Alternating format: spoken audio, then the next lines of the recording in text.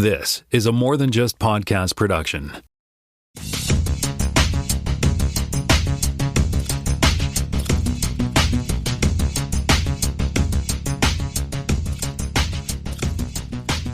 Welcome to Smoutcast Season 6, Episode 24. My name is Tim Mitchell. I am in Toronto, Ontario, and I'm joined once again by Jonathan Kuline in Mississauga, Ontario. Hello there, kids.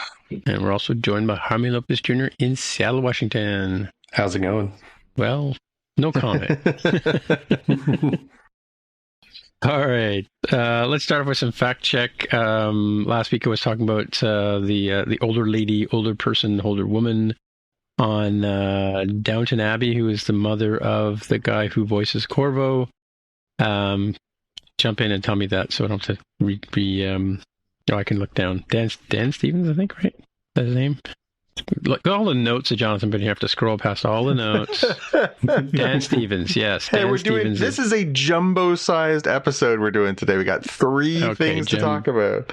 Jumbo size. All right. Yeah, it's true. I forgot about Ahsoka, too. Penelope Wilton plays Isabel Crawley, his mother. She's the other. I think you mentioned. I'm thinking of the Harry Potter name now. McGonagall or whatever her name was, right?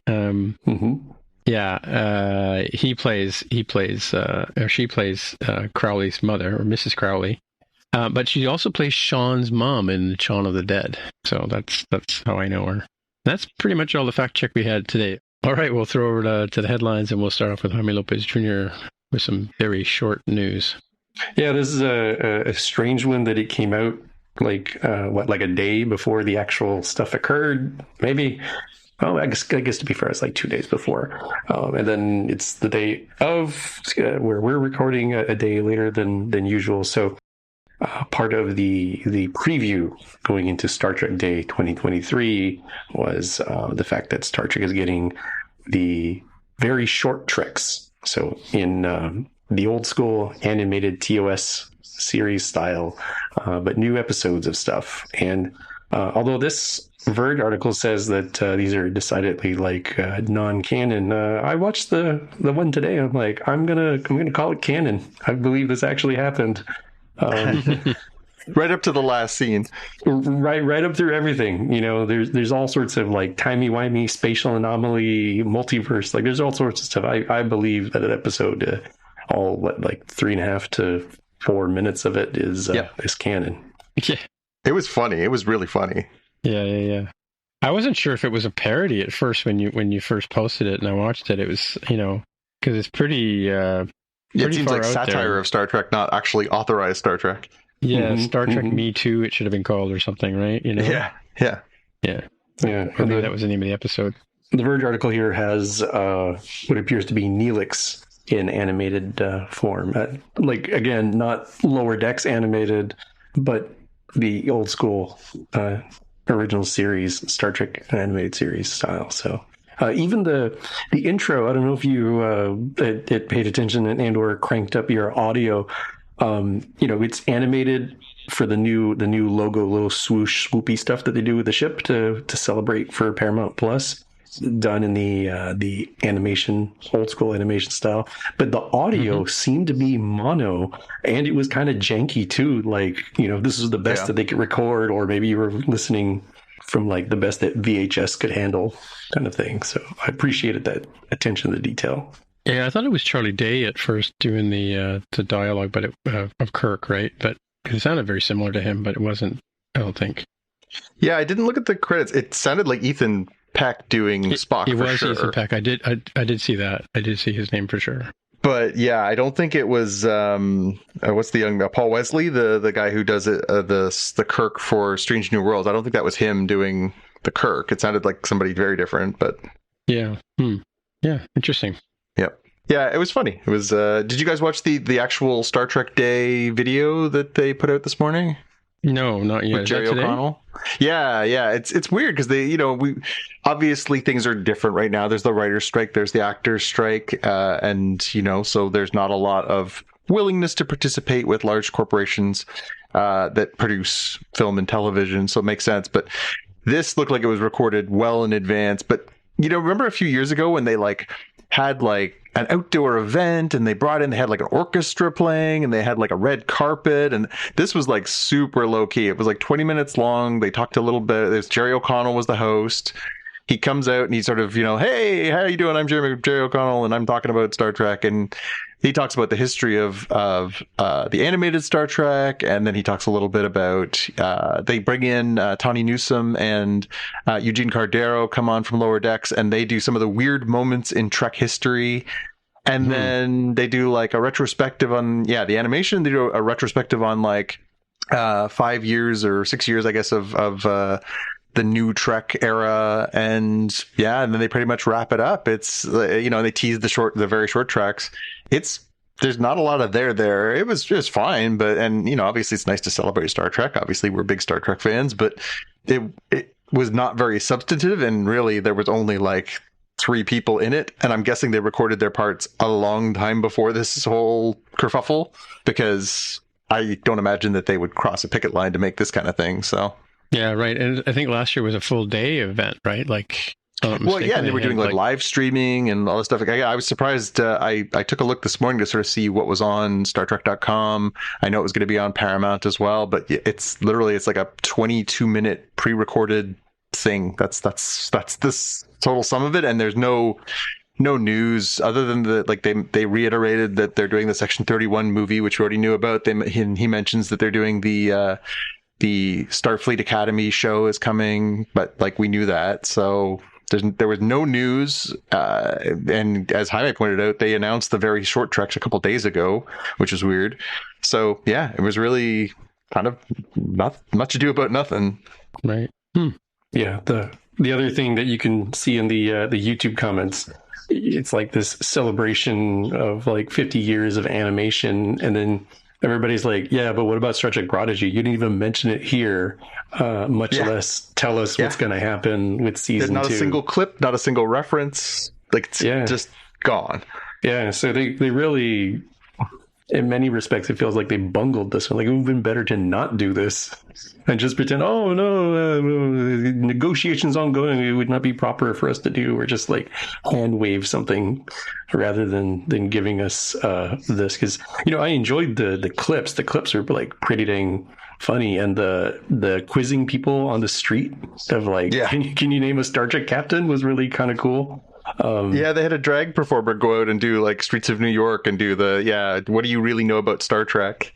Yeah, average people on the street, because like this is one of the things that I keep bringing up, that like, we're fully invested in this, multi-decade franchise, and certainly there are many other people, but the modern era of like, there's a Trek for everyone, being a little different than like Trek is for everyone. If you catch my drift, that like, there may be some shows that somebody may not like, but that's okay, because there's another show that you might like as well. You don't have to wait several years before you get another crack at liking something. So I definitely appreciated the fact that like you can go out to a major metropolitan area like New York and say, hey, just name a captain, and people are like, Picard? Like, yes, that's one of them. So when stuff comes out on Paramount Plus or wherever you take in your new Trek, keep that in mind. That like, not everybody's like, well, wait a minute, hold on. Ensign so-and-so in episode 235 of this series from 20 years ago said that this event happened in this date. It's like, dude, come on. Like, just give them a little bit of a break on that. Just you're trying to ride a fine line of like being appropriate for the longtime fans, but then also not being unapproachable for casual viewers. Yeah. The only part of it that really kind of struck me was at one point O'Connell sort of offhandedly mentions that there are now more than 850 episodes across all the different Star Trek series, plus 13 feature films. That's crazy. That's a lot. It's a lot of content. Yeah. Yeah. Well, they got to catch up to Doctor Who, right? So I don't know. I wonder. Yeah, I wonder what I guess who is probably in more consistent production, right? So. Well, I think 50 years, pretty much nonstop. I think it stopped for like 10 years or something, right? Yeah. But I gotta say though, on the capper on the Star Trek Days, I'm glad I got my T-shirt last year, because I don't know if there would be any this year. Yeah. Yeah. It's too bad.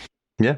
Well, speaking of Star Trek, Star Trek Picard arrived this week on Blu-ray and DVD for those people who like to have the physical collection.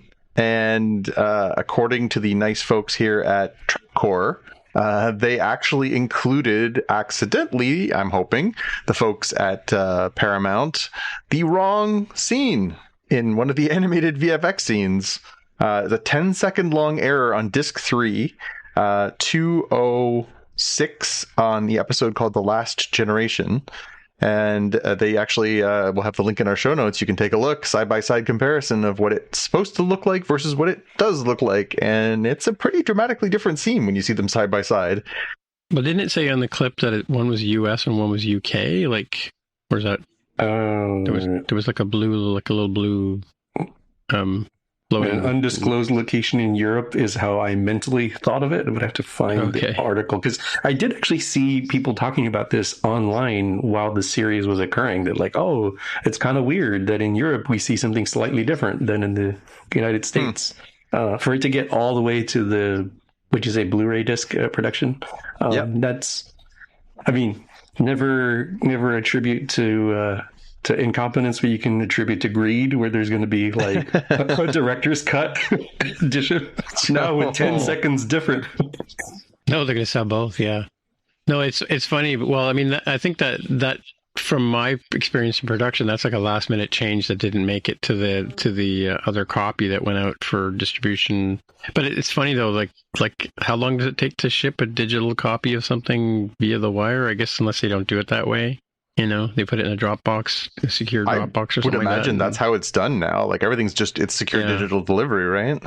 But you know what I mean? Like you and I both work in production, and you know, if you're doing multiple languages and multiple whatevers, it's like somebody's job to go, hey, hang on a second, the European edition didn't get that last minute change, you know, or what have you. Right? It sounds like that sounds like it's the American version that didn't get thrown in. But it basically seems like what they're presupposing here at TrekCore is that the wrong version just got uploaded to the production facility that makes the home videos, and so that's how they ended up with the wrong version, and now they're stuck. They've mass produced it. Yep, it's one for the books. Oops.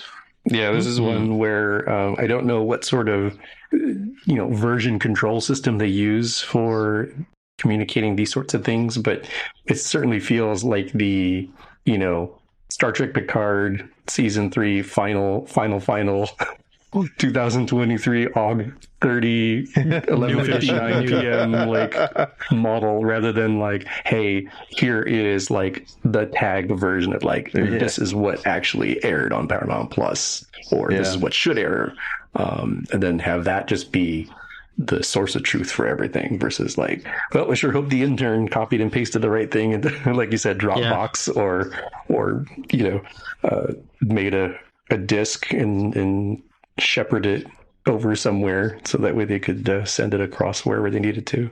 Yeah, make sure you get the file labeled newer final copy, right? That's always the secret, it's just that extra final. That makes it newer than new, right? So later this episode, we'll be talking about Star Trek Ahsoka. And we'll talk, when we get into the spoilers, about all the goodness that happened in this episode. But I'll put just a little bit of a warning on here. I don't think we'll spoil it, but I'm just going to say that we did get news this week that Ahsoka Part 5, which is coming out next Tuesday, is going to be not only shown on Disney Plus, as you would, so that's the 12th of September for those scoring. It's not only going to be on TV, it's coming to movie theaters, special movie theaters across, looks like America. I didn't see any Canadian showings of this. It is playing in Seattle at the AMC in Seattle, Jaime. There's select theaters are showing it, but they are showing this as the sort of mid-season fan celebration. And there has been a little bit of a buzz out there that some people who have theoretically are in the know, you can take that with a grain of salt, it's the internet, but have said that this is, a milestone episode, something very pivotal here. And if you watch the last scene of Ahsoka, which we'll talk about in a few minutes, you'll understand why that has the potential to be so. But yeah, it's always a sign that things are going to get big when they decide to break these things out and drop them into the theater at the same time. I must admit, I found myself watching this week's episode thinking, damn, I wish I was watching this in a theater. Really? It just had, like there was, lightsaber duels and space battles, and it felt big.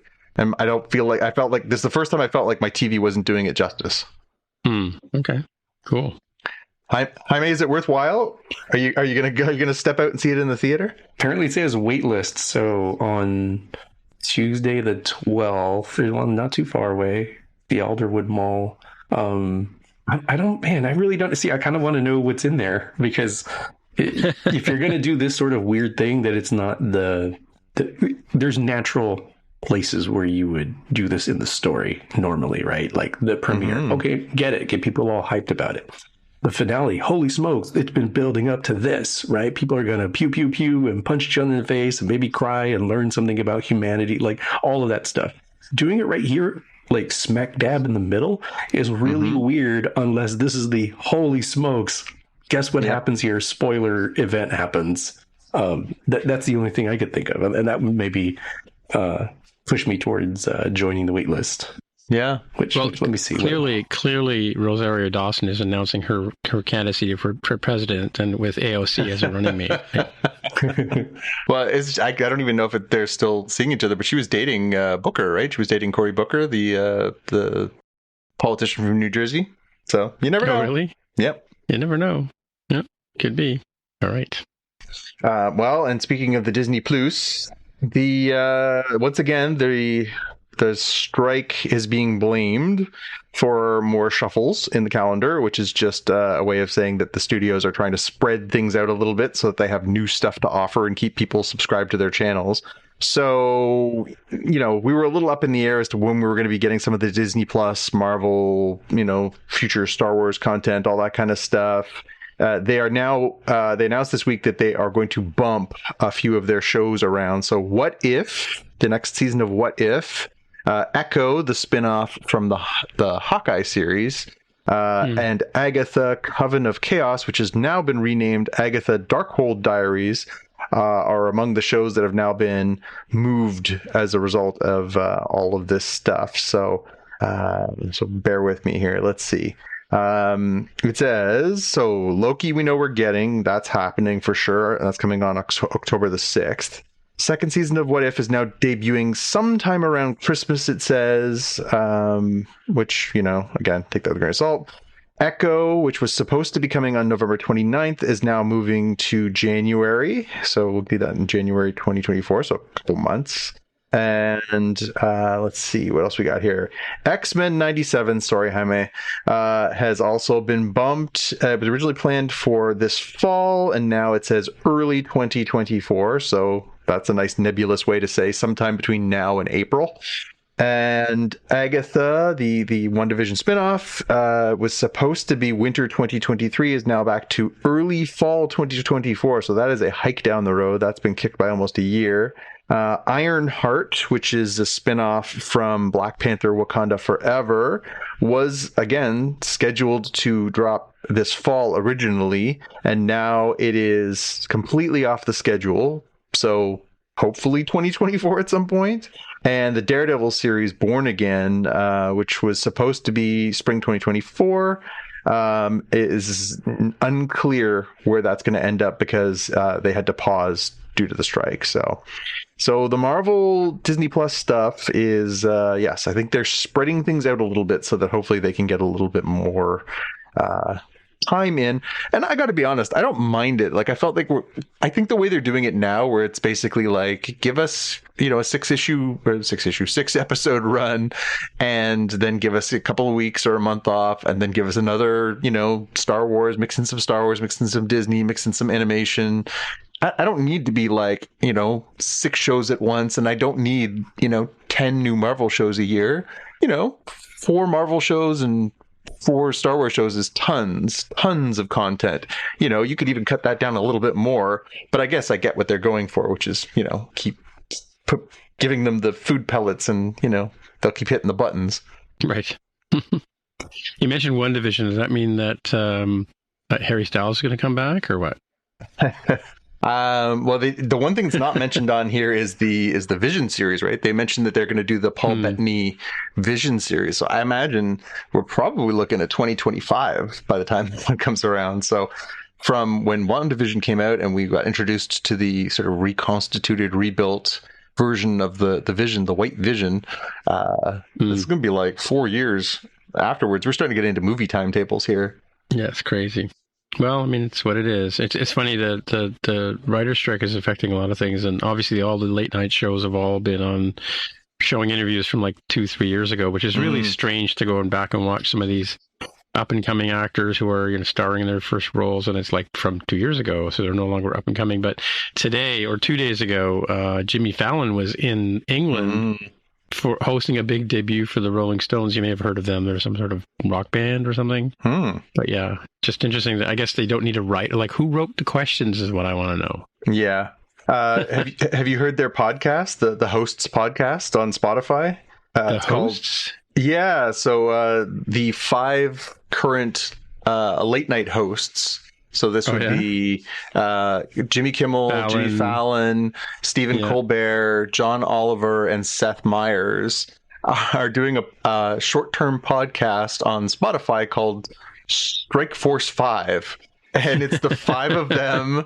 They do it 2 days a week. And it's basically like an hour and 10-minute podcast where the 5 of them get together. They take turns being the host and they ask each other questions and they riff and they joke. They've only done I think 3 or 4 of them, but they're pretty funny. I must admit, I'm enjoying them. I gotta watch one of those. Sounds pretty cool. Yeah, cool. Right, over to you, Jaime. Yeah, if you remember, this movie called Elemental came out. I don't know that it really sort of knocked everybody's socks off in terms of box office and etc. I'm sure it's a fine film, but it is coming to Disney Plus on September 13th, which, if I'm being honest, I feel like that's probably where it maybe should have been. Like the premise felt somewhat derivative of other things, and the style seemed pretty like some other things that they've put out, where this didn't feel like it needed to be in theaters. I get no disservice to the folks who worked really hard on this. I just feel like it needed that extra pass of like, how is this the next Wall-E or the next Incredibles or the next, or even Cars or something, like just something that would get people really jazzed about this. Yeah, I saw that I think it's still in the theaters here, right? Yeah, because it just came out recently, like you said. Yeah, I mean, so the article here says 200 million budget, 480 box office run. If you do the normal, 2 to 3x math to accommodate for marketing, it probably didn't lose money, but it wasn't arguably worth the $200 million budget, right? Like that's one of the sort of issues with some of the modern movies of you're not going to spend 20 mil and then holy smokes, it made 100. It's like, well, we spent 150 to 200 million. It better make $1 billion. Otherwise we're going to be rethinking this in the future. That sort of mid-major, to use a college basketball reference, that sort of middle ground area of movies is sort of increasingly going away, where you're either a huge box office, blockbuster, or you're like tiny little indie film. Yeah. I must admit, I will probably watch this at some point. I like Pixar's movies, and your mileage may vary, but they make good movies. I don't care who you like. I just don't think I've ever seen a bad one. I must admit that I haven't watched a handful of them, but I think they make great movies. But I'll be honest, what I saw that this was coming, I was more excited to hear, because if you'll recall, we talked about it at the time.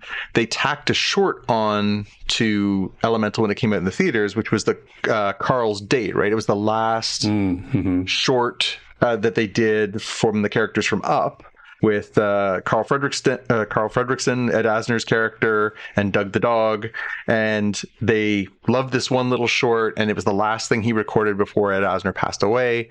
And so they decided to put it out in the theaters as a short in front of Elemental. It's coming the same day to Disney Plus on September 13th. So I'm most excited to watch that, just because I think that was such a great character. I really enjoyed the Up shorts that they did before, Doug Days.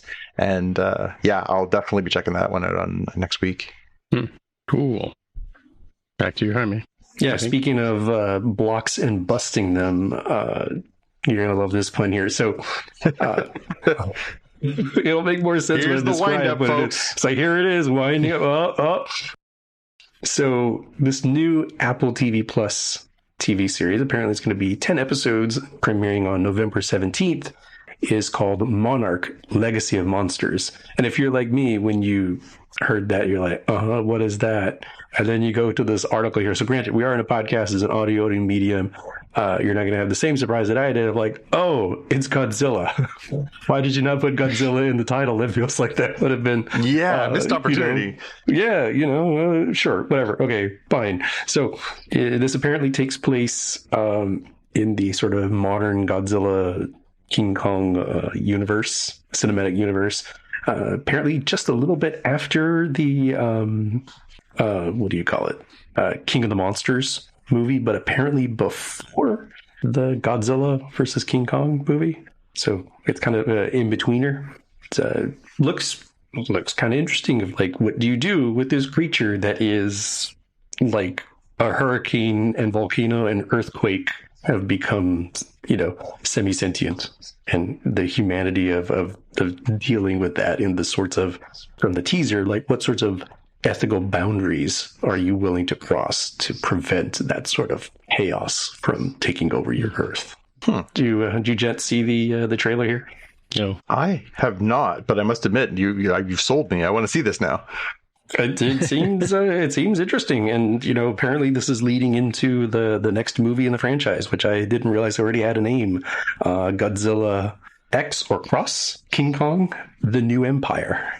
Slated to be released in April of 2024, but who really knows? Strike, etc. We'll probably keep saying that for a while until things change. Yeah. All right. Well, we're at that part of the show where we talk about something Star Trek. Yes, we have something Star Trek today, so stop throwing things at your phone. We have two things actually for you. We have the two episode premiere season 4 of Star Trek Lower Decks. So first up is season 4, episode 1, Twovix. Not spelt like the Voyager episode, but Twovix, Twovix. So off we go. What's your elevator pitch? I had all aboard the USS Voyager for fun with biointegration, macroviruses, killer clowns, and other Delta Quadrant-worthy hijinks. But don't worry, it's nothing a little cheese can't fix. Yeah. All right. I had Twovix, Resurrections. Yeah. One mine is, you killed Kenny, you bastards. All right. This was fun. This was fun. This was a lot of fun. A lot of deep cuts. It's funny. Brad says at one point, deep cut, and he was right. I had to go look those things up. Oh, anyway. Man. Again, I've seen every episode of every Trek series, but even I was like fishing. I was like, I know that's a thing. I have to look it up. Some of them were more obvious than others, but oh my god, there was like I just stopped at a certain point on the Easter egg writing down. I was just like, everything was an Easter egg. Everything they did. Well, Voyager was an Easter egg, big giant one right in front of you. Mm-hmm. Yeah. No, this was as much fun and maybe even more fun than they had with Deep Space Nine last season. This was a blast. Like, this was so... Because I think among Trek fans, I think we've all acknowledged that there was some pretty weird stuff happening on Voyager. It's funny because as the series went on in Deep Space Nine, I think it got better and better. And I feel like as Star Trek Voyager went on, it got weirder and weirder. For me, it was kind of an interesting episode because you could sort of see it as like eviscerating some parts of Voyager. Like one of the quotes I think was Freeman of like, Janeway straight up murdered Twovix, right? Just like establishing that line. And yet there's so much, I mean, it's like, shooting fish in a barrel just to use things that get kind of funny if you saw the very short Trek. It's like shooting fish in a barrel in terms of like choosing things that are not Easter eggs from this episode. Like, there were just so many things that I noticed on the first pass, and I guarantee Oh yeah. There's probably all sorts of stuff in the background I didn't even see because my eyes were watching the main characters, right? So there's like a lot of love and dedication, I think, put in it. So for folks who are like, hey, like a statement like, you know, in the discussion of was it murder or not, like on the surface, they said like, yeah, it was. But then even the resolution of this plot gets really weird where it's like, well, let's dig a little deeper beyond the superficial and say, actually, I think they showed a lot of love for Voyager in this episode. I agree. I think you're right, Jaime. So the episode was written by Mike McMahon, who's the showrunner and creator of Lower Decks. And, you know, he loves Star Trek. Like, he's a big Star Trek fan. This is, you know, obviously one of the key writers for Rick and Morty. He's got a really good CV. But he loves this stuff. And yeah, he is definitely taking the piss a bit on this show. But he is also like, I can't believe they did this. How awesome is this? And there's a lot of love. And he does, you know, he uses the avatars, right? He uses Rutherford and he uses Boimler as these avatars of like, oh my gosh, I can't believe it's, you know, and then introduces, you know, oh my God, the stuff, the Tactacian macroviruses trying to stab them in the face. And oh, there's just so many weird things in there. But again, you can tell that he's not like, isn't this weird and stupid? He's like, isn't this weird and awesome? What were the Tactacian viruses from? I don't remember that episode. Yeah, it was. There was an episode where basically these viruses got out of control and they ended up becoming like oversized, basically. So they're supposed to be like, you know, the size of a virus, and they end up being like huge, and they end up attacking the crew. And they basically have these like spikes that come out of the bottom of them, try and like stab the crew in the face and stuff. It's pretty messed up. It's a pretty weird episode. But yeah, I mean, oh God, we'll get into the Easter egg hunt. So, you know, obviously we talked about the Neelix cheese. That was from a season 1 or season 2 episode, which that happened. It got, you know, basically mixed in with the biomechanical goo in the inside the ship. And there was the macroviruses, the lizards, where the one where Tom Paris devolves into the lizard. They had the robot versions of those lizards. The part where the holodeck characters come out, so they had Chaotic, of course, from the Great Captain Proton episodes that they did. The creepy clown, that was like season 2, the creepy clown character, which I think was Michael McKean from Laverne and Shirley and Breaking Bad, or not Breaking Bad, Better Call Saul. Michael Sullivan, the like romantic character with Janeway from where she programs him to be his boyfriend, and so he's running around declaring his love for the female characters on this. That was so funny. Mm-hmm. God, there was so much. There was so much stuff packed in here. It was so funny. Yeah, the bartender hologram that you're talking about was the one that I wrote down for my quote. But if you recall, when Janeway goes to that holodeck program, like, he has a wife, and eventually Janeway's like, you know, getting a little lovey-dovey with him, and is like, computer, delete the wife. So in this one, the callback to that one is like, I miss my wife. Oh yeah, true. Yeah, the other Easter egg you didn't call out was Harry Kim's uniform on the deck or the bridge, right? Well, yeah, because at one point he says that's like an authentic worn uniform from the forever ensign.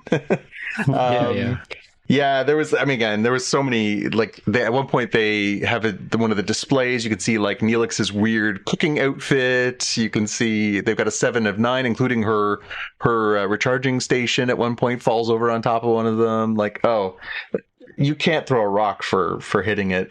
But strangely enough, the show even pushes beyond that, because the premise is, of course, that Chief Engineer Billups and Dr. T'Ana end up getting fused together, just like Twovix with Neelix and Tuvok on Voyager. And then there's this running gag that, Jaime, you mentioned, that there's this whole, like, Janeway in the end basically straight up murders Twovix and turns them back into the two individuals. And of course, she looks that up and finds out that that's what's happening, and so does T'Illips, the merged character. And then, of course, it turns into this, like, you know, coup where they're starting to put them all together. And so we end up with, you know, Captain Dr. Friegelman, Swale Swalens, who is Steve Stevens and Matt the Whale combined. It just got even more bonkers. Like, it's like they were like, oh yeah, Voyager, watch this. Like, it was so funny. I was laughing out loud. It's so over the top and hilarious. Yeah, the quote really early on in the episode when Dr. Ta'ana and Billups get merged together into Ta'illips was, "I love being alive." before Freeman had looked up what the result, how Voyager dealt with this, and it's kind of hilarious too because I think the writers did a real good solid. Like even if they say, "Well, Janeway straight up murdered Twovix," they also came back on the Cerritos and said, "We're not stuck in the Delta Quadrant. We have like another option." Yeah. But Ta'illips had like already leapt forward and said, "Well, I'm just going to merge the entire crew into a bunch of hybrids, so that way we'll take over," kind of thing. And the fact that they escalate to that to the point where they get turned into like a merged meatball of people was chef's kiss. That was glorious. Yeah, the ensign mariner of the Vulcan crew, T'Lyn, I think T'Lyn, had decided to resolve the situation her own mariner-esque way, and it ended up with that blob that Tendi had said, like, "Well, I wasn't okay with murdering like the hybrids before, but like this thing is like not sentient, so it's totally okay." They kind of found like their own little funny loophole to get out of the Twovix situation. Yeah, I'm here to hydrate, not debate the anomalies agency. That's what she orders, a room temperature water, tap water. Yeah. Yes. Yeah, they're really playing into her stereotypes too. That's pretty good. Yeah, and this one was again just, oh my god, the quotes. Ransom. It's Voyager. S blank blank T got freaky. Mariner. She knows Janeway straight up murdered Twovix, right? And one of my favorites that was not part of the main episode, but when Ransom is there and when Boimler fails to stop the macrovirus from getting out, and he goes, "Oh, Shaka when the walls fell, Ensign." And it's like the whole joke about, because they have their what's the race of their security officer? I don't know, but his Kayshawn is the name of the officer. Temerian. Yeah. Temerian is the... Temerian, that's it. Yeah. And he says, "Sokath, his eyes uncovered." Yeah, exactly. Oh, God, that was so funny. And then they do the fist bump. He's like, "I listen." When Steve Stevens and Matt the Whale are merged, "I want to fish." Like, that was just, like, okay. It's not my best work. Yeah, exactly. It's not my best work. You combined all of them into one big Twovixy meatball, Tendi. And when they do finally get out of it, and Boimler says to Mariner, "Shouldn't you be drunk right now with your fist in the air chanting?" Oh, it's so good. So good. I'm glad they did a Voyager episode. I hope they take the time to do one of these for all of them. Although we'll talk about the second episode in a minute. They did get a little Captain Archery kind of stuff in there for the second episode, so it wasn't full on, but it was pretty funny.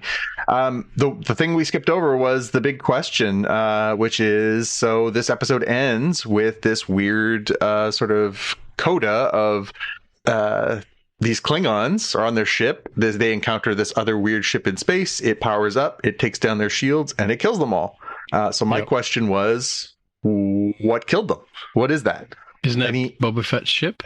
Yeah, it felt like it, didn't it? It does have a slave one-esque sort of comes in horizontally and then raises up into portrait mode. Yeah. My only thought was Badgie. Badgie? Oh, Badgie. Yeah, right. Yeah. Hang on to that thought for the second episode here, because I did have my big question for this episode at the time was like, who is or are the mysterious big bad this season? All right, we'll table that for our episode 2 conversation. Yeah. The other thing that I feel like may have been the reason, like, so I'm not aware of any outside of universe stuff that occurred as to why we got a double episode premiere this week instead of a single episode. In my head canon, I say, oh, is it because sort of the B plot is the the 4 main lower deckers, most of them, but not all, get promoted by the end of the episode. And so I thought, oh, maybe that's why the second episode exists, not just in series, but like for this premiere, to handle that and not have people go an entire week wondering what the heck, why didn't, my favorite character get promoted?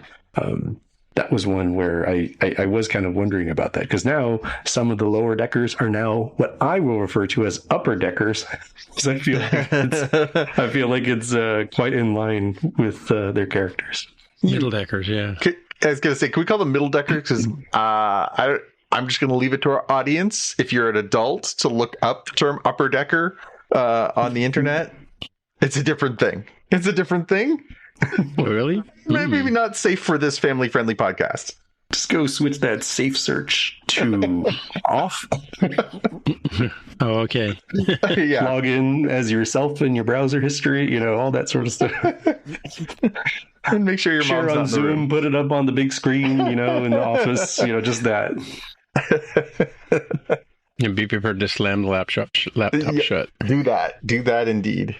All right. Should we move on to the second episode Yes. that we have? I have no bones, yet I must flee. Season 4, Episode 2. Elevator pitch. I took it straight from a quote from the episode. Humans, we really are the worst. Yeah. I went a little bit more straightforward of the two plots, the A plot and the B plot of Rutherford tries to get promoted while Mariner tries to get demoted. So, Yeah. I guess spoilers for the prior episode, but Rutherford was the only one of the lower deckers who didn't get promoted last episode. So No this weapons policy on a death trap zoo? Brilliant. Yeah. Brilliant. Yeah, this was this one was also an old school Star Trek trope, right? The menagerie. Doing a menage. The menage. I think. Doing the menage, yeah. It's an old school menage. So we get the sort of the one plot with we get Rutherford deciding that he's gonna knuckle down and try and get that promotion so that he can join the rest of his friends in getting promoted to lieutenant junior grade, while Ransom and Mariner and Ensign Gary, I think is his name, end up getting sent over to the menagerie. And meanwhile, Mariner has overheard Ransom talking about how she thinks what she overhears is him saying that she's going to get drummed out. So she decides to preempt him by, showing up in her workout gear and not really paying attention and being rude and disrespectful and generally being a pain and scaring the pants off for Ensign Gary, who literally has to go change his pants a couple times. Yeah, replicates his pants. Yeah. Yeah. I need to replicate Didn't we see the uniform getting replicated in Discovery at one point? At the beginning of one of the episodes, I think Mariner, or not Mariner, the other Mariner. Michael Burnham. Michael. Yeah. We saw one getting created. I don't think they had replicators in that era, so there's probably like some sort of resequencer, not a protein resequencer, but like a synthetic resequencer or something. I mean, it seems nearly the same to me, and it seemed really cool seeing the little building blocks get built up, kind of Minecraft style from what I recall. I might have to look at the visual again. But sure, I mean, for all intents and purposes, you might as well just call it, replication, even if it's not technically a replicator. Yeah. My pew pew pew I had to as simply Moopsie. I don't know. Yeah. I don't know if Moopsie. I don't know if either of you had something else, but Moopsie, the bone drinking fluff ball was a highlight for me. Oh, they're definitely going to sell that at cons. I can already see. Where do I sign to get my Moopsie? Yeah, for sure. Yeah, I had taking down the Moopsie as my best pew pew pew in this episode as well. Yeah. It's the first scene where where it crawls into the cage with the two feral looking monsters that look like overgrown velociraptors, and it just starts sucking their bones out of their heads. That was shaking them at the end. Yeah, shaking them. Oh my god. Yeah. Moopsie. That creature ended up with one of my quotes of just Moopsie. Just literally just that, it's like a weirdo Pokemon, I looked and looked and looked the last couple of days to see if I could find out who did the voice of Moopsie, and have come up Snake Eyes so far. I will continue to see if I can figure it out, but whoever that was, brilliant performance, genuinely perfect, absolutely no notes. Yeah, definitely. My Easter eggs for this one, at one point when they go into the menage, there's an Aldebaran serpent in there. If it looks familiar, that's from TNG. That's when Q appears for the second time, not the encounter at Farpoint, but the first one where he comes back. He first pops into the bridge, and that's what he looks like, is this sort of bowling ball with 3 snakes sticking out of the top of it. Really? That's an Aldebaran serpent. And, I thought you were talking about the one that went swimming by. It looked like what's that axolotl thing that? Oh, axolotl. Yeah. No. This is the one that looked like it was basically looked like 3 cobras. Yeah, 3 cobras on a bowling ball. It's an Aldebaran serpent. So I just burst out laughing when I saw Shax and Ransom wearing Beverly and Deanna's workout outfits from TNG. Oh my god, that made me laugh. It's so stupid. It's so stupid, but it's so funny. Because kill me now. Oh my god. I see hot fudge sundaes after this. Yeah, it was so stupid, but so funny. Like, those sight gags should not be as funny as they are, but they work. That's a deep cut. Yeah, I missed. I didn't catch that, but I saw it, but I didn't make a connection. Yeah, and they had done it in a previous episode where you had seen other people wearing that as workout gear, and it was like an inside job. But to see those two who are like the macho, virile members of the crew wearing like the ridiculous 1980s, leotards was just, oh my god, it was so funny. And the other one was this was like an inside Easter egg. They referenced at the end of the episode when Rutherford finally asks for a promotion that he long ago since earned, and he gets it. He gets it for the episode, season 2, episode 10, where they have to remove the hull. Right? They have to remove the hull of the ship, and that was his idea. Yeah. And they wanted to promote him then, but Tandy asks for it because he's turned down multiple promotions. Apparently. Well, that's it, right? Yeah. Yeah. Cool. Yeah, because he saved them from the really dumb aliens. The Pac-Leds, yeah. Pac-Leds, yeah. So, are you done with your Easter eggs? I am. So I had Tucker tubes. The Tucker tubes, yes. Yeah. Which of course they had one more. They one more, and they have the Billups tubes. The Billups tubes, yeah. And of course, you mentioned Archer. He had Roimler, when he's moving from room to room, has his figures with him, right? His action figures. Yeah. And he has an Archer one, but he also has a Spock and a Kirk one. He does. Yeah. Spock and Kirk dolls. No Pike, which is funny given we've seen him. Well, we're not supposed to mention Pike, as Mariner said, right? That's true. But you'd think he would. That's not a way he's really mentioning it, right? Like he could still have the toy. Yeah. The one Easter egg I had was, the title, I have no bones, yet I must flee, sounded very much like I have no mouth and I must scream. If you've ever seen that short story, right? Yeah. Who wrote that? That was, that's from like the 50s, right? Yes, because it's talking about a dystopian Cold War post-apocalyptic world. Ellison? I swear, I read that in like high school or something. Yeah, it's definitely one of those kinds of ones. It's of that era. The internet here says it won a Hugo Award in 1968, so there you makes go. Sense. Yeah. Oh my god, the quotes from this episode. I'm going to become an insubordination supernova and control my own fate. That's from Mariner. I just have to do some amazing engineering. How hard can it be? Rutherford. I gotta be honest, I thought of you too when he said that quote. I just have to do some amazing engineering. How hard could it be? I need to replicate some new pants from Ensign Gary. How does something drink your bones? From Mariner. Why is there a room between 2 holodecks? From Boimler. We didn't mention that little subplot where Boimler keeps getting bounced from room to room as they reassign him. And the first one, he goes blind because it's right next to the nacelle. The second one, he ends up between 2 holodecks, one in which the captain is scatting, and the other one where Dr. T'Ana and Shax are like rape murdering people in the Robin Hood fantasy. Yeah. Oh my god. So dark. Yeah, well, I don't know if it was from this episode or the one previous where Tendi says, how am I supposed to sleep without somebody mumbling about the warp core? Yeah. Yes, so much for these new pants from Ensign Gary. So there's a second pair of Ensign Gary's pants. And it's chugging him from Ensign Gary when the thing goes after the proprietor Narge.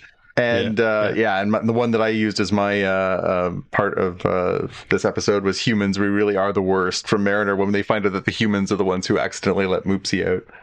Yeah, and the Pike thing was Mariner says, "How can you be distracted? How can you be this distracted over an empty ship?" And Boimler says, "Well, Chakotay served here." She says, "Dude, this is nothing compared to that Pike thing we're not supposed to talk about." Yeah, yeah. That's actually I should put that in an Easter egg. That's a good one. Yeah. All right, honey. So we're back around to the big question. The big question is, no, seriously. Because we got the second appearance of this mystery ship that comes up and it kills a bunch of very hilariously portrayed Romulans. I would stab you in the back if I wasn't so busy. What's your theory? What do you think this is? We've got two appearances of this thing, and is killing longtime Trek nemesis. I also had the Badgie question as the possible big bad. And I'm going to relate that to this other part of Livik, the other engineer that was getting Rutherford's druthers that he had preferred. So he was like, Livik. And at the very end, when apparently you can only promote one person per day or something, and the one pip goes to Rutherford, and Livik turns and says, Rutherford, and also Tendi. So now my sub question is, will Livik be sort of the sub big bad who teams up with Badgie and enables Badgie to get further along just when the lower deckers think that they've overcome? There's a very crystalline entity vibe going on here. I don't know. Yeah. I don't understand exactly what's happening here, but I feel like it's not a coincidence that we're seeing these threads coming out here. I feel like they'll be woven together. Now, my other option was Peanut Hamper. Ooh. Or both. An alliance of Badgie and Peanut Hamper. I mean, as long as we're throwing in, AIs that are grumpy, what about Jeffrey Combs's, I forget what the name of the computer that's stuck in the vault of other angry AIs? Because they were plotting, right? They put them beside each other and they were plotting. Yeah, could be. I like that they're doing a little something to bring it all together. I mean, they often do. Obviously, the series isn't just the one-offs, but it's nice to have a little something there. I did have one other question. I know this has come up before, but given the it's a little hand wavy because Ransom says that Mariner has been promoted and demoted like a dozen times. That doesn't mean it's literally a dozen. He's just saying that's way too much. Like you don't normally go up and down frequent at all, much less frequently. Right. So my question is, how old is Mariner, given that she has been promoted and demoted? Whatever would qualify as a dozen times, that even if it was a little bit of hyperbole, wasn't absolute truth stretching, because she does seem to be slightly older and more experienced than the other lower deckers, but it's a little unclear, if they were at the beginning of the show, like 22, is she like 27? What is that age where she's clearly not like in her 40s? She's not that much older than them, but she's not of the same, sort of class tier as the others, is what it felt like, even from the beginning. Yep. No, I agree. Yeah. I don't know. I if we didn't know that she was Freeman's daughter, I would have said she's like an immortal or something. But I think that's part of the gag, right? Like she's supposed to be. I mean, Tawny herself, Tawny Newsome, who does the voice, she's I think 40, early 40s. So I think maybe she's playing. Although I mean, I don't know how old Jack Quaid is, but I feel like Boimler is supposed to be younger than Jack is. But I don't know. Ready to dive into some Star Wars? Let's do some Ahsoka Fallen Jedi, Part 4 Fallen Jedi. Is it Fallen Jedi? Is it the Balin? Balin? Is that who that is? Well, that's a good question. Or is it the surprise ending? You could throw that stone and hit a few options, I think. Well, actually, I just got to let Akeen know. This is the part where you skip ahead. Has Keen got this on the back burner? Yeah, well, we had our postulation last week about whether the information here is too deep for someone who hasn't watched Rebels, and Keen has decided to go and binge Rebels like Jaime did. So, good man, well done, Keen. So he's not been listening to. He won't be hearing you say that, but I'll tell him you said it. He's been putting Ahsoka off. I will say, Keen has been a fun member of our Slack channel. We invite you all to join us on our Slack channel. We've got a few different things. We've got friends of the show, and we've got a great channel where we get into the spoiler zone, where we get and mix things in. Keen had a good time last night throwing up some fun spoiler clips and stuff like that. So thanks for playing in our sandbox. So elevator pitches. How many you want to go first? Mine was more mysterious. I put rocks, hard places, and how to get between them. Yeah, that's pretty much it.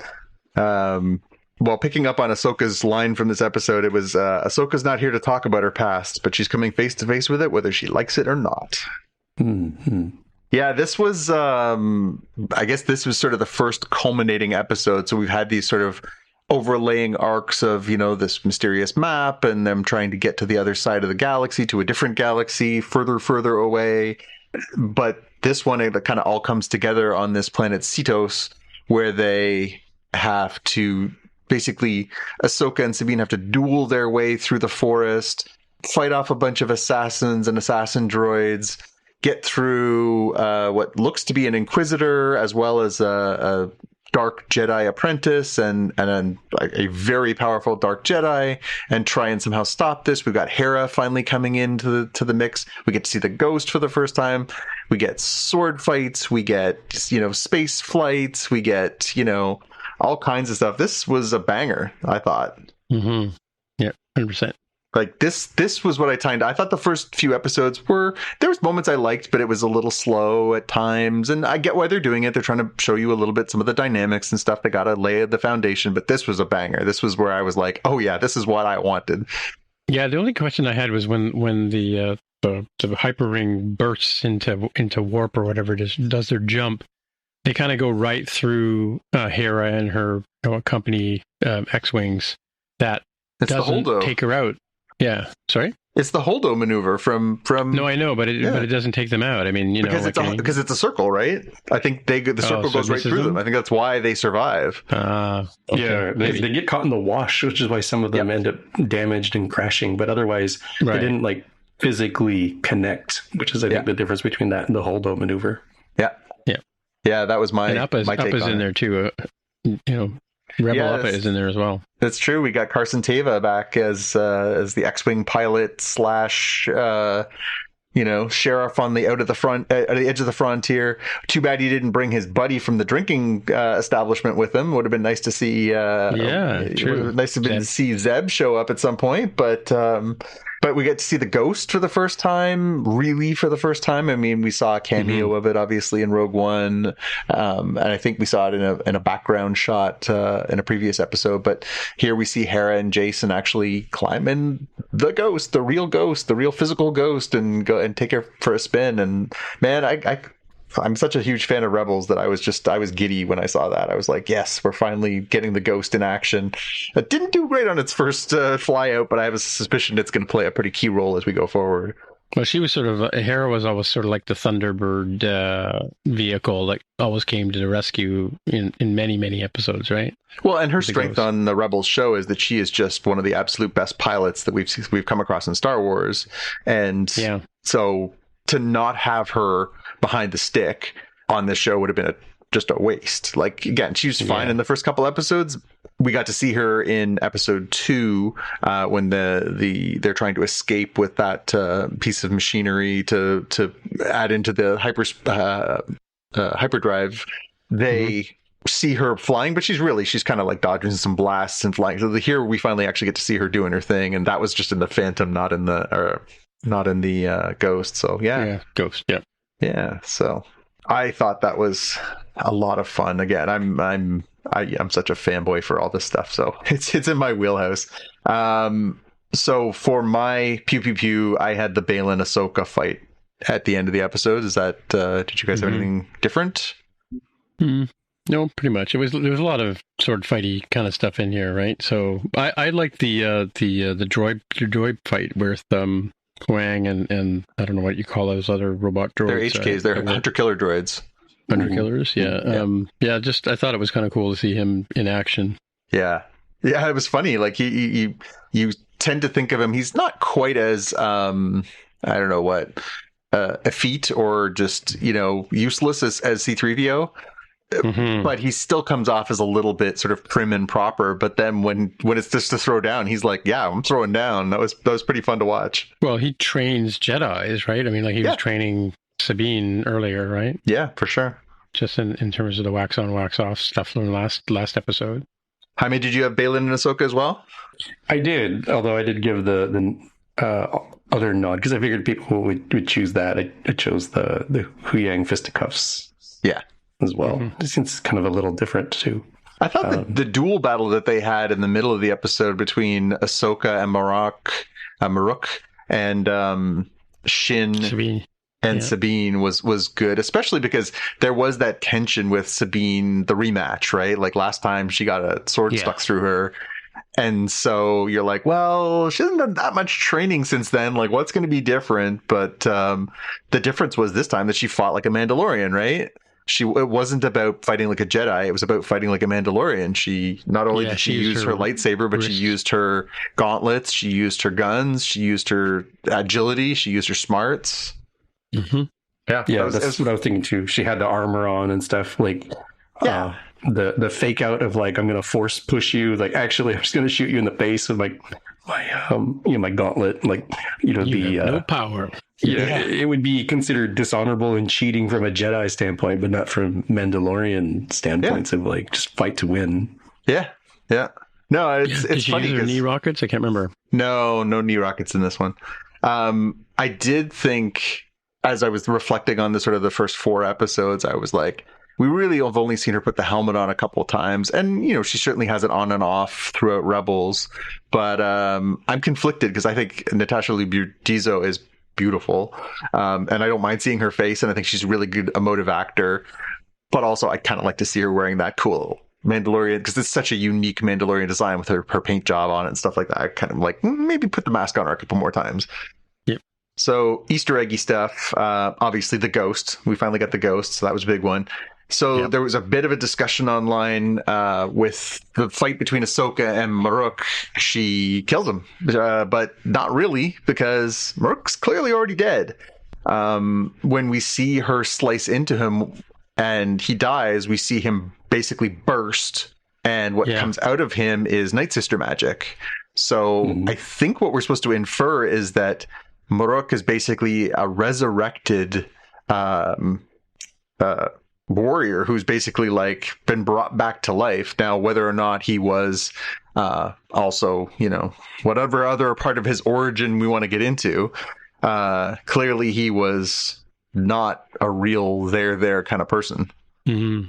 Yeah, I didn't get the reference. I saw him burst into sort of smokiness or whatever, but yeah, we see some of that in the Rebels series, and in the Clone Wars series we see the Night Sisters magic being used, and when they basically revive the dead, which they do periodically because they are very powerful force/magic users, that's the same effect we see. So I think we're supposed to infer that Maruk was fighting for the cause, perhaps posthumously. And the other thing that we got a reference to is Baylan, when after he has knocked Ahsoka off the edge of the cliff during their duel, he's talking with Sabine, and he says to her, your family is dead. Your family is dead because your master didn't believe in you. And so we kind of get confirmation here that Sabine's family was on Mandalore during the siege, which we've seen play out in the Mandalorian series, where the Imperial forces basically bombed Mandalore into the Stone Age. And so all those characters that we got to know through her in Rebels, her brother, her mom, all those people are apparently gone. No more House of Ren. And I think we were talking about what caused the split between Ahsoka and Sabine that was enough that they just went their separate ways, and that tracks, right? If she couldn't be there to protect her family, and her family all died when Mandalore got destroyed, that might be enough to cause that rift. The rumor mill is always kind of funny with these shows. So one of them that we saw confirmed as not being true was that the Inquisitor was definitely not Ezra. Like, that wouldn't have made any sense, but there were, tiny corners of the internet that thought maybe it was Ezra. And some people thought it was Starkiller too, right?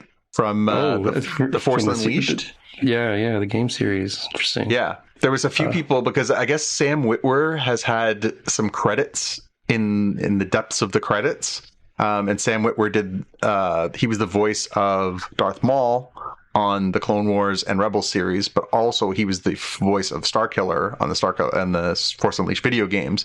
With a lot of people being like, well, maybe it's a resurrected version of Maul with a mask on. Maybe it's a version of Starkiller. Maybe it's going to be... and in the end, it was just a guy, which is probably for the best, because let's not make things any more complicated than they need to be. This is already a little bit of a deep in the weeds series, so probably not necessary to make it even more complicated by being like, that was Darth Maul resurrected. Although at one point when he has the double-ended lightsaber, he does kind of a very Maul pose.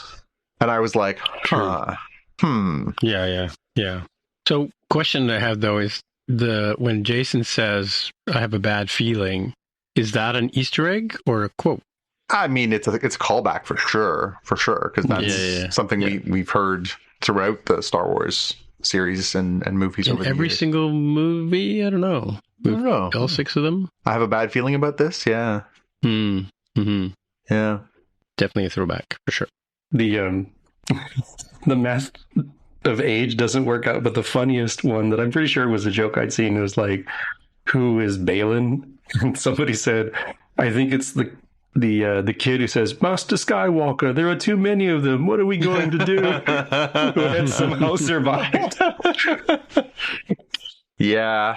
I wonder at one point we'll get sort of more of Balin's backstory, or if he's just going to remain a cipher through this whole thing. I wonder if he's going to become a little more fleshed out, because that was sort of the big question that I had for this episode, because Balin has made reference when he's working for the Thrawn cause writ large, but he keeps saying, and he said it in multiple episodes, he says it to Shin earlier, and then he says it again in this one when he's talking to Sabine, that he's working, or he says to Ahsoka, I'm working for a far greater purpose. He's talking beyond Thrawn coming back. He's got something else in mind. So my question was, do you, either of you, have a thought on who that, or what that far greater purpose he is doing? Is this all coming back to the whole resurrect the Emperor, First Order kind of thing?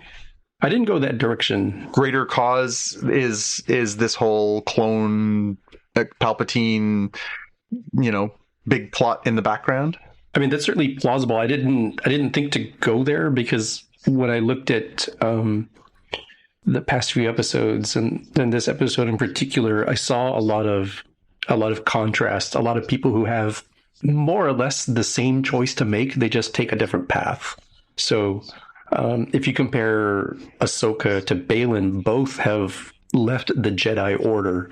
One is ostensibly still kind of sticking to the good guy part of it, and the other is, clearly more in the bad guy part of it, but only superficially. Like Balin, like his, I forget what his Padawan is named. Shin, thank you. She was like, force choking Sabine, and he's like, no, cut it out. Like, cut it out now, because I gave her my word, in an honorable sort of way. I gave her my word. I'm going to keep my word on this sort of thing, right? So he's got some measure of honor.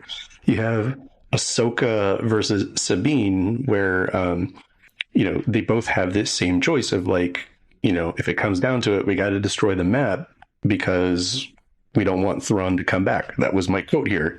Ahsoka saying, better that than allowing Thrawn's return as heir to the Empire, which is kind of an Easter egg itself. But Sabine chose the other path, right? She said, no, I don't want to lose out on getting my friend back of Ezra. It's better to take the chance. So I feel like they set up a lot of different contrasts of like, same choice to make. Which choice does a character make? And for me, it kind of feels like for Balin and Ahsoka feels to me more like the New Republic leaning side of like, better to let people have freedom and make choices, even if they're the wrong choices. And Balin seems to be more of like, Team Empire, like, no, it kind of sucks to have an empire, but it's also got some nice things of like having order and avoiding the chaos of people making bad decisions. I feel like that's where they were going with them. Not saying you're wrong in yours. Maybe they are going towards like the, somehow Palpatine came back sort of thing. But I felt like from what I saw so far, I was like, oh, maybe they're going down the like, we're both basically making the same, we're both making different choices on the same questions. Yeah. Yeah. I mean, what I took from Sabine's decision to end up basically giving the map back was, I think she basically did the math. She thinks Ahsoka is gone. She thinks Ahsoka's dead, right? She thinks she just saw Balin kill her because they were standing on the edge of a very large cliff over an ocean. So I think she thinks Ahsoka just died. My family's all dead. If I don't give them the map, these two are just going to kill me. But if I give them the map, at least I have a chance to save Ezra, right? Mm-hmm. And so I saw a few people on the socials being like, oh my God, she's like a turncoat and whatever. I'm like, no, I think that's just smart math. Like, she's basically has done the math and said, everything else I care about is gone at this point. I may as well try and save Ezra. Yeah, I think, some relativism is what folks need to consider of like, would you sacrifice one person, so that all of the problems, there's no more war, there's no more hunger, all of these problems in the real world are just gone. And all it takes is one person, and you can have billions now, 7 to 8 billion people benefit now, and billions more, maybe trillions by the time the things continue going, right? Mm. It's like, oh yeah, like I would absolutely sacrifice the person who cut me off in traffic. Would I sacrifice my parents? No. No, yeah. It's like, would I sacrifice your parents or the parents of the person who cut me off in traffic? It feels very different, doesn't it? It's the same exact question. Sacrifice one person for the whatever the greater good is. And it's like, well, what is the greater good? And what does that mean to me personally? I feel like that's the human part, right? I feel like machines could be like, yeah, obviously you sacrifice one person and billions are better, needs of the many outweigh the needs of the few or the one. But from a human standpoint, it's like, no, the justice feels different. The price feels different when it's more personal. Yeah. And the quote at the beginning of the episode, Ahsoka and Sabine are talking, and Ahsoka, I had in my quotes here, if we can't make the journey to find Ezra, then no one should. And that one kind of struck me because she's basically saying, like, if it comes down to it, we got to destroy the map and sacrifice ever seeing Ezra again because Thrawn can't come back. And then, of course, that plays out at the end of the episode with Sabine's choice. But I think what Sabine is, again, calculating is, at least I'll have a chance to do this, right? So you're right. It's about moral relativism. I also feel like it's an easier call to make because even though Ahsoka was, sort of part of the crew, she wasn't sort of the core part of the crew, right? So, maybe this gets into spoiler territory for what I'm sure is the biggest Easter egg of like, who in your past, Ahsoka, would you sacrifice willingly so cavalierly to keep Thrawn from coming back, right? Yeah. Like, your actions at the end of this episode made me think maybe given the same exact choice or decision to make, you might make a different choice than you're claiming here. Yeah. All right, I'm going to roll through some quotes, and then we're going to get into the final scene because I think that's there's some meat to chew on there. So from Hu Yang, stick together. You always did better that way, in my opinion. I thought that was very sweet. Once a rebel, always a rebel from Hera. Classic. Yeah, that's just made for trailers. Everyone in the Order knew Anakin Skywalker. Few would live to see what he became. Surely that must leave a mark. From Balin to Ahsoka. That was nasty. That was a deep cut. Mm-hmm. I'm not here to discuss my past. That's what Ahsoka says at one point. Your legacy, like your master's, is one of death and destruction. So again, something is, Balin clearly is not an Anakin fan. And then you mentioned Tim, Jason's line, "Mom, I've got a bad feeling," after the Eye of Sion shoots past them and off to a galaxy further away. Okay. Well, there's also the line that Jason says, "How come you get to disobey orders? When you're a general?" Yeah. You can do that too. So the final scene, we cut to Ahsoka lying down. She stands up. She hears a voice. She turns around. She hears somebody call her Snips, which There's only one person ever called her Snips. And she turns around and we see Hayden Christensen as Anakin Skywalker. And so I do have a question quickly. Is that the World Between Worlds? It is the World Between Worlds. And so that was part of what I wanted to bring up was when we're getting into the like deep cuts lore of Star Wars here, I'm excited to see how they try and explain this one for a casual Star Wars fan, because man, we are in the freaking weeds now. The World Between Worlds is an abstract concept for fans. I've watched the entire series of Rebels 3 times, beginning to end, and I'm still like, that's weird. So the idea but it's pretty much only the last two. I've only seen it in the last 2 episodes of Rebels, right? Yes. No, I mean, Ezra goes there, right? It's like end of season 2. Yeah. There is another reference to it. Yeah. But yeah, it's a weird concept for people who are not deep into the animated universe. It's the idea that there is this place within the Force that exists between worlds that connects all pathways in space and time. And we see it in Rebels, and the moment when in season 2 finale, Darth Vader and Ahsoka are dueling to the death, and Ezra in season 4 is traveling in the World Between Worlds, and he reaches through a portal in time and space and pulls Ahsoka into the World Between Worlds to save her life when Vader's about to kill her. And now, in the moment when she is about to die and thinks she has fallen to her death, she wakes up in the World Between Worlds and finds herself face to face with Anakin. And time-wise, this makes sense because at this point, we are now supposed to be, we'll say 4 or 5 years after the events of Return of the Jedi, and Anakin has been redeemed. He is a Force ghost. And so, in theory, this is not Darth Vader, this is Anakin, although we did get an ominous note at the end in the music where they played a little Darth Vader-y ditty at the very end there that sounded very much like Darth Vader's theme. So, all that to say, this is set up for a banger of a next episode, and I think this is why everyone's talking about this as something to see in the theater and otherwise, because this is going to finally be the conversation that has sort of been, especially Clone Wars and Rebels fans have always wanted of, if these two who clearly love and care about each other throughout the Clone Wars, and then we see, the terrible truth come to Ahsoka in Rebels, they finally get a chance to speak face to face. What's this going to be? And how does it affect what happens from here on out? Yeah. And, folks have online been a little bit concerned about the way that Rosario Dawson has portrayed Ahsoka as very stoic and sort of aloof and detached in this series. I think folks need to remember this is many years after the last time you saw her in something like Rebels.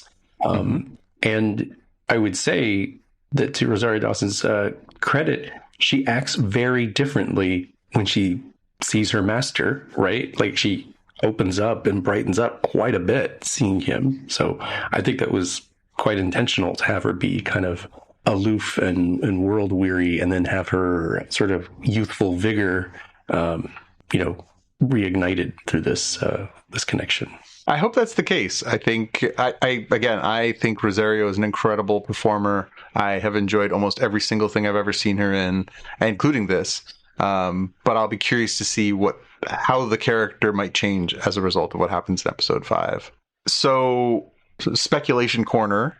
Does she then go from the World Between Worlds to the galaxy further away to join Sabine, or does she come back to where she left and they find some other way to get the ghost and maybe some other things using the Purgles or some other way of getting there themselves? Do we think that this is a team effort? This is a solo effort? Any thoughts? Well, Hera's got to get there somehow, right? So I would hope so, but I don't know that I would guarantee it. I guess the question is, how is episode 5, sort of centered on, a lot of the Anakin Ahsoka stuff, and then episode 6, boom, they show back up, or do they have to actually go to the galaxy further away and then find Ezra, find Thrawn?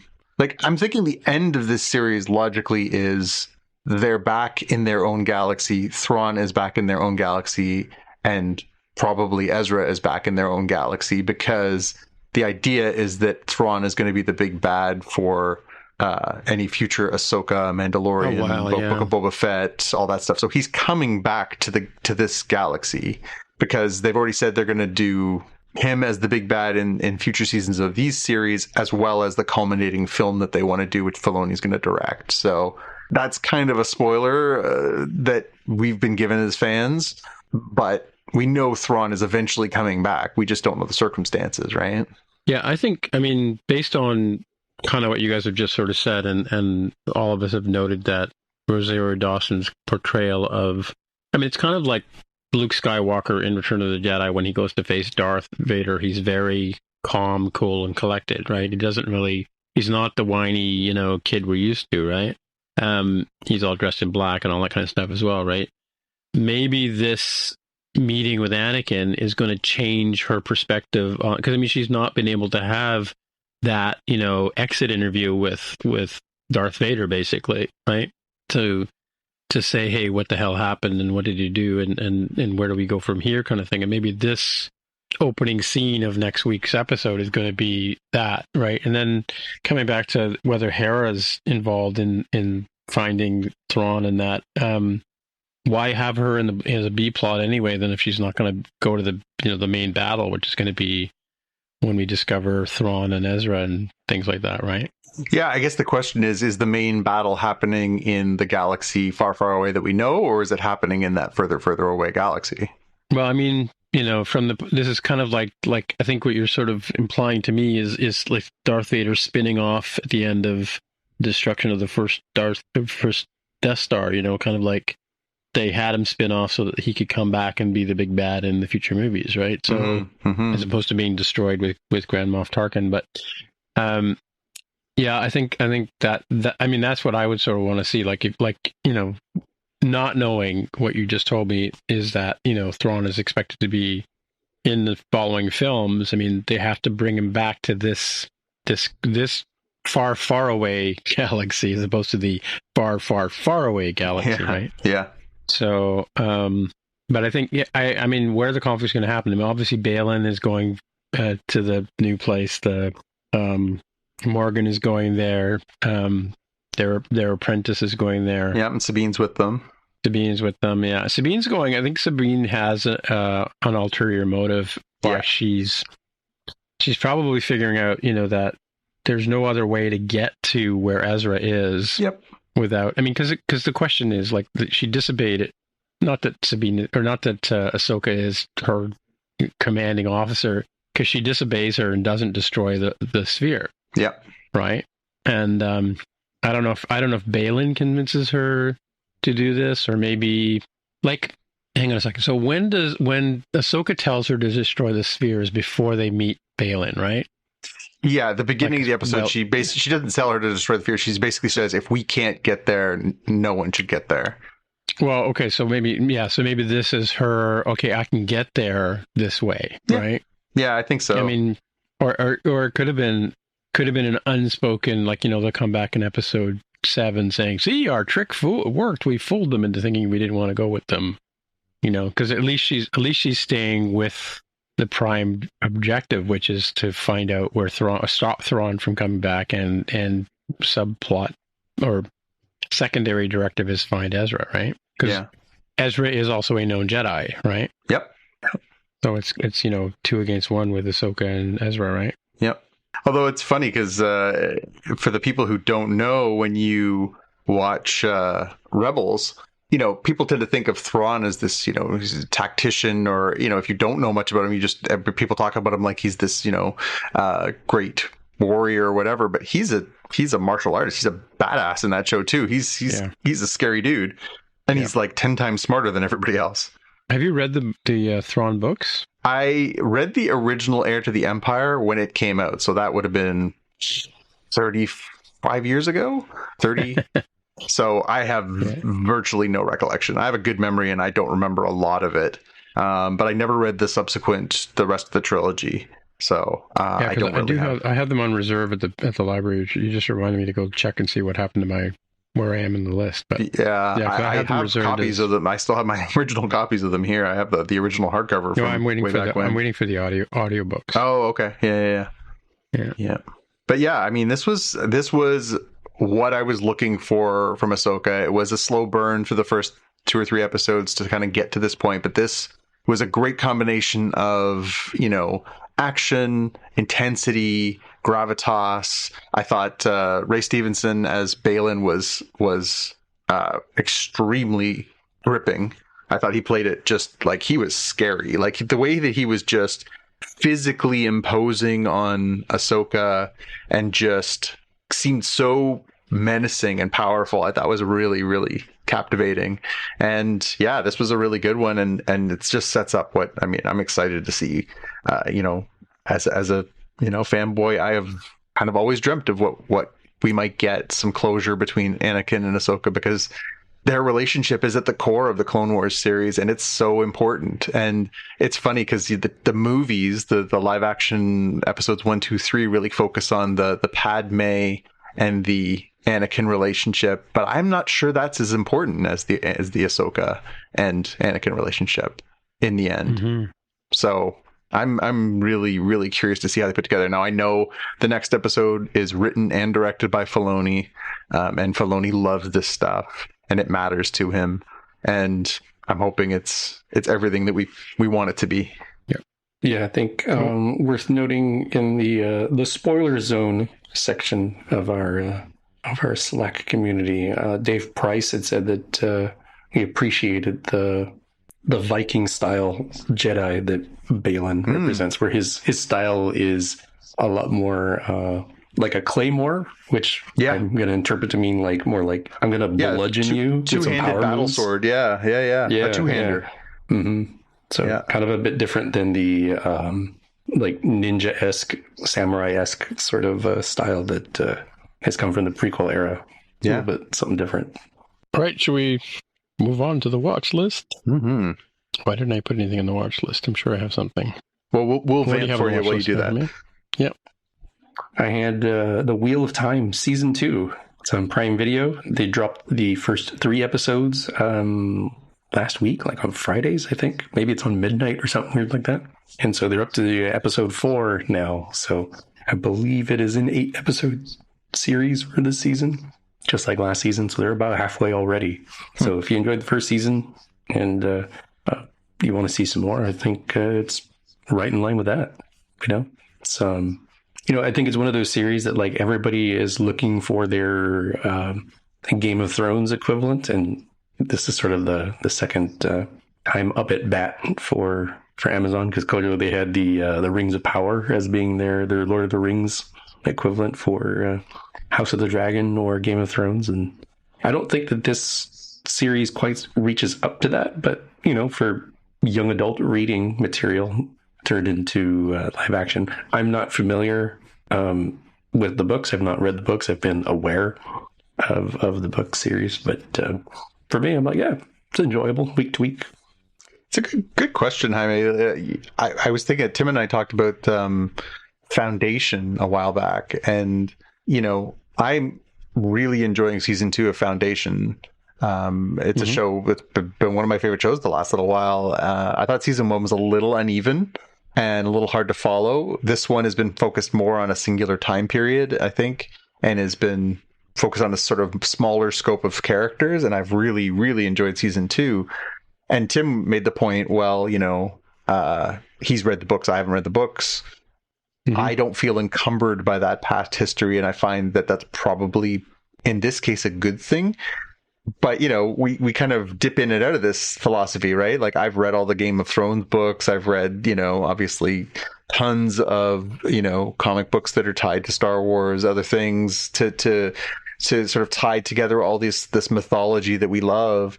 I wonder if Wheel of Time is something where you get more out of it if you have read the books, or if you find yourself throwing things at the screen because you're like, that's not what that person would say.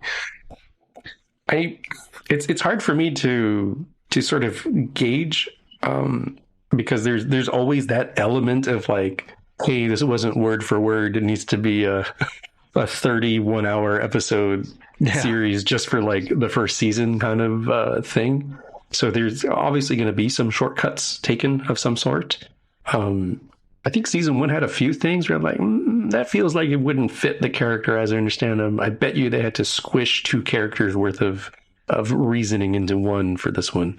I feel like that's probably going to be inevitable. So again, this is probably why I don't think that, like if you had to make a choice, like if you're just like, you know what, I'm a busy parent, work is really pummeling me, I have only one choice of series, you're probably better off with House of the Dragon, which also has its own set of folks that I try to avoid a little bit online because I don't want spoilers for the future. But there are people who say, hey, I don't like X because that's different from the books. And I personally enjoyed House of the Dragon. So I think, again, if you're time limited, maybe Wheel of Time and season 1 and season 2 may not be for you. But if you're looking for some additional, high fantasy type stuff, I think it'll be right in people's wheelhouse if you're listening to this very episode. Yep. For my watch list, the first thing I have is What We Do in the Shadows. So the TV series What We Do in the Shadows just ended. Season 5 was its final season, just ended its run on FX in the States. And I had thought for quite a while, I like some of the performers that are in that show. But I had a while ago, when it was on sale on iTunes, I had bought the original movie on which it's based, which is a mockumentary done by Taika Waititi. That is about a group of vampires that live in Wellington, New Zealand, who live in this house, and that was the inspiration for the TV series. And so I thought, I'm going to sit down and watch that. So my wife and I sat down this week and watched the original What We Do in the Shadows movie with the starring Taika Waititi and pretty much an exclusively New Zealander cast. And it was extremely funny. I do recommend it entirely. It's very, very funny. I'm now looking forward to watching the show as well. But the movie, its New Zealandness was hilarious on its own. Just the way that they interact with each other, the Kiwi-ness of it was very, very funny. It was presented as like a New Zealand documentary film board picture and stuff. It's very Taika Waititi if you enjoy, Hunt for the Wilder People or any of his other films, obviously Thor, Ragnarok, and others. Yeah, it's funny. I do recommend it. I put the trailer into our show notes so you can have a look, but it's definitely worth a watch. That, especially if you are a fan of the TV series, you can see where it all began. But definitely dug that. I would recommend. The other thing that I got this week in the mail was I ordered Christina Chong's debut CD EP. Christina Chong is as La'an on Star Trek Strange New Worlds, the security officer.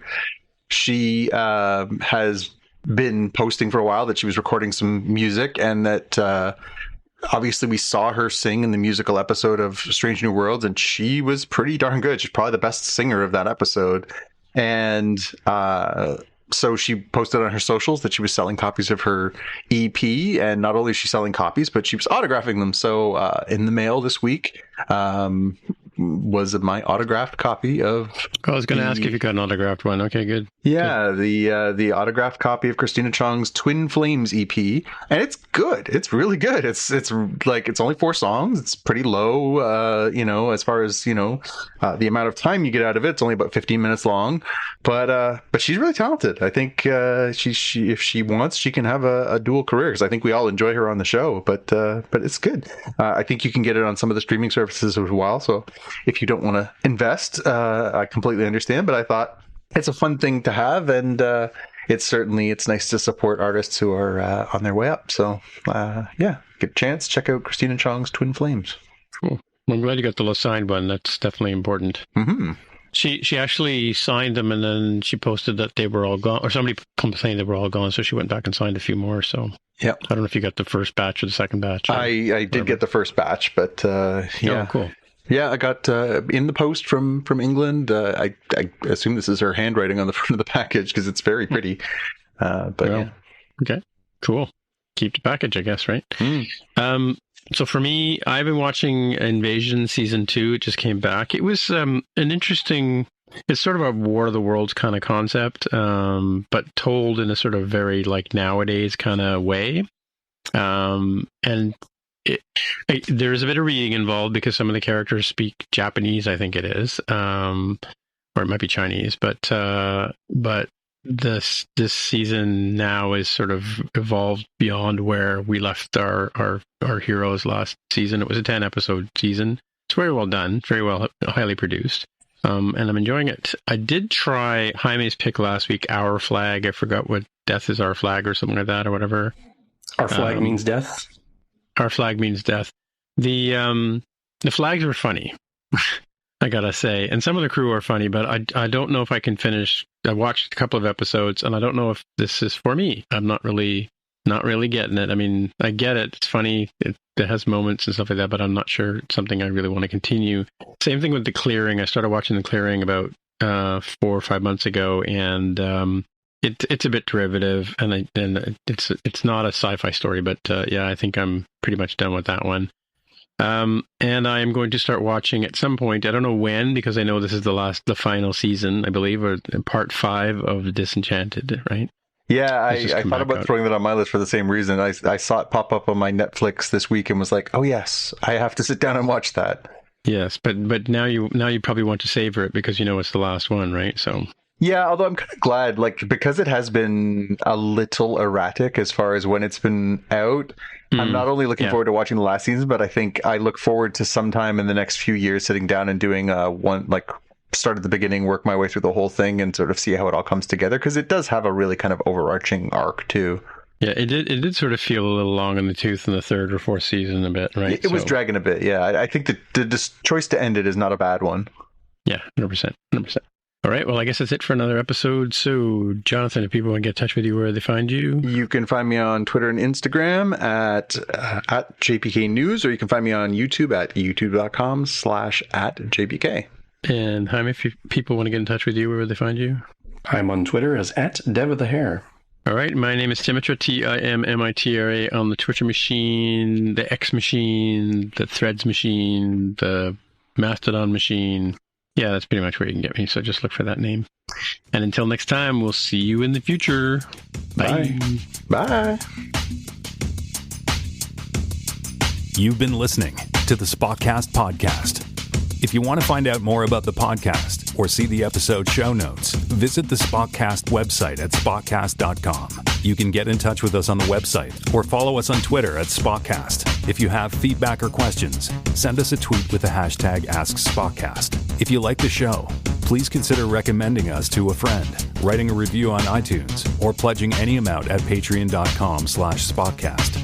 You can find details on how to help us on our website, spotcast.com/sponsor us. Thanks for listening, and we'll see you in the future.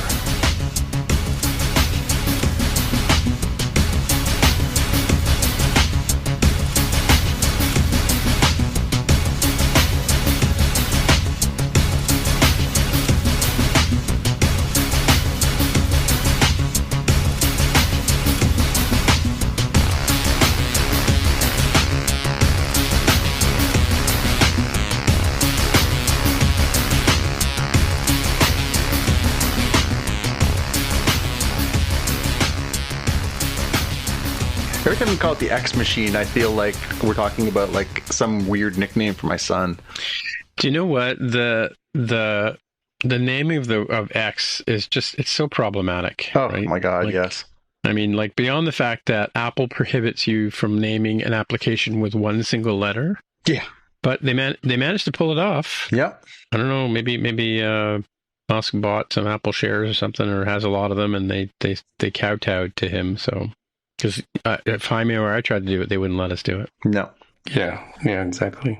My next app is going to be called A. Yeah. Because it's going to, and it's going to be like on the top of all the lists because it's alphabetical. Well, wasn't that always the joke with the old telephone books? People who wanted to be at the top of the yellow pages would be like, A Painting Incorporated. Yeah, 100%. That's 100% why. Or you put a space, if you're on a Mac, you put your space in front of your name, so it always filtered to the top. Yeah. Like I have every single Mac I own has a work folder on it with a space at the beginning. Mm. So I could always find it, It's annoying. Yeah. Then eventually got around to using the I mean, in Unix you have a home folder and stuff like that, and so you all learn to put things in the right place. But Apple and I guess on Windows they had the C drive as well, right? So yeah, you learn to put your stuff in the documents where they belong, right? Yeah. Or like me, just save everything to the desktop and let Hazel app put things away for me. Ooh, fancy. Yeah, Navy SEALs automation. So I never have to worry about where. And then if I want to go look for something, I know if it was a PDF, it'll be in the PDF folder. If it's a zip, it'll be in the zip folder. AI is here to save us. Well, this is an AI. This is like going back many, many years. It's funny. I was looking for some old 3D files. I don't know why I didn't keep a lot of data from early days, but which is unlike me really. So I pulled up my old Quadra 700 and fired it up, and I put quick keys back on it. I used to use quick keys all the time before. A lot of Mac commands didn't have a key equivalent, so you could do all kinds of stuff with your keyboard. So I started doing things like I had a whole bunch of processes automated with quick keys and stuff like that, timesheets and stuff like that. So blast from the past, and it's amazing how fast this old computer is compared to like how long it takes to start up and how long it takes to load a file. And of course, there's nothing in the files. I mean, like they're all miniature, tiny, pretend files compared to what we use today, right? But it's funny how we put up with the long load times we deal with these days. It was so much more efficient back then. Well, we were trying to load things that were a lot smaller. Yeah. This is true. Anyway, I did actually watch Lower Decks episodes yesterday and again today, just to see if I could find some Easter eggs that I didn't notice before. But I had a real hard time watching the second episode yesterday. I was so tired. Yeah. Yeah. I was working on the front porch and in the hot sun all day, so yeah. And I had to redo when I said you guys are not going to record tonight. I had just realized I'd made a huge mistake and had to redo a whole chunk of it. So yeah.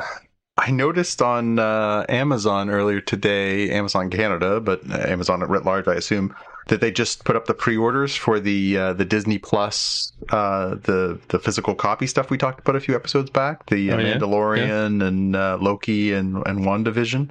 So 2 seasons of Mandalorian plus the first season of Loki and the first season of WandaVision.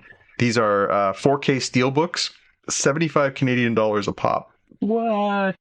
It's a lot. Crazy. I'll turn my head towards the microphone so that. Yeah. That being said, I was also just looking there. There's a pre-order up for Peter Bogdanovich's The Last Picture Show, the movie from the 70s, which I really like. It's the first time they're putting it out on 4K. It's a Criterion disc. It is a typical Criterion disc. It's loaded full of stuff and everything else. However, it is $73 just for a 4K movie. Is that the one with Cloris Leachman? Yes. Cloris Leachman and Sybil Shepherd, Jeff Bridges. Yeah. That's a good movie. It's a very good movie. But I have it on DVD, but the transfer is not what I would call great. And I've always wanted to have a high-res version of it because I'd love to see this movie as it was originally shot, properly cleaned up and everything. And that's what they've done. It's a full restoration and the whole thing. So I kind of want this one, but I'm like, $73 for one movie is a lot. I wonder if they ever put it in, what do you call that? I wonder if they ever show it at TIFF, like in the theater. That'd be interesting. When they come out, like if some show is showing, I'll go see it. I really wanted the only thing that popped up at TIFF this year that was like really caught my ears up was the did you see they did a restoration of Stop Making Sense, the Talking Heads movie? They're doing the concert one with the big suit. Yeah. They're doing that as they're showing it on the IMAX. They've done a full restoration for IMAX, and then they're doing as part of TIFF, as part of the film festival. As part of the film festival, it's on Monday. And then they're doing a live via satellite reunion of the band for a Q&A. Because they don't, they have not been together for a while, I guess. Everybody didn't like Dave very much, which makes sense. But man, talk about a show that I would pay to see. To see the actual Talking Heads get back together. My God. I didn't realize. I was trying to find out what films, because I'm a TIFF member, right? No, I meant just TIFF in general. No, I know, but I saw that they lost the Bell sponsorship, eh? Yeah. Hopefully they'll find some other presenting sponsor. I'm guessing they were like, it's going to be a weak year. We're saving our money, but that's sucky. What shows here stop making sense? Oh, Cineplex, Young and Dundas. It's playing a couple of times, actually. Yeah. Wait, when's it playing? Or it's playing today, or on the 11th? The 11th Monday, yeah. Yeah. Oh, I might be going to see Peter Gabriel. Huh? So, yeah, Monday was the one where they're doing the live Q&A thing. It's playing it in Mississauga. Yeah. At 6 p.m. on the. It's playing all over the place. Winston Churchill. Yeah, I think That's they're doing Monday. it like simulcast kind of thing. Cool. Well, Monday I have Gabriel tickets unless I can get rid of them. I lowered the price to see if I can get rid of them, but I'm supposed to see some. I have a plan to do something at 6 p.m. on 6 p.m. That's an odd time, eh? Mm-hmm. Yeah, I don't know if But that's there's to tickets. accommodate the Q&A thing, because I guess it's, the movie itself is an hour and a half-ish, hour 40, and then I guess they wanted to be able to do the Q&A. $35.50 for you there, John. Yeah, it's not cheap, is it? Nope. Well, mind you, that's at the Young Dundas. So what is it in it's playing at Mississauga Theatre as well as Winston Churchill. Winston Churchill, let's see. The price is $0. Price. Free. Take it. Instantly saving your ticket. Oh, $35.50. Yeah, it's part of the TIFF. That's TIFF pricing. $35. You really got. I mean, that's gone up. I can't remember paying that much money for a movie at TIFF. Yeah, it's but a lot. Maybe just because of the lack of 2 tickets and you could buy a copy of Mandalorian on 4K disc. Yeah, I could. Yeah. Yep. Well, I saw the Bowie movie last year as part of TIFF, right? At the Cineplex, right? Yeah. There's all kinds of good stuff coming out this year on 4K. They're putting out a bunch of classic movies coming out this year. 3 Days of the Condor is finally getting a 4K release, and yeah, I was going through, looking through movies the other day, and was just like, man, there's a lot of good classic movies coming out that are finally getting like that last upgrade.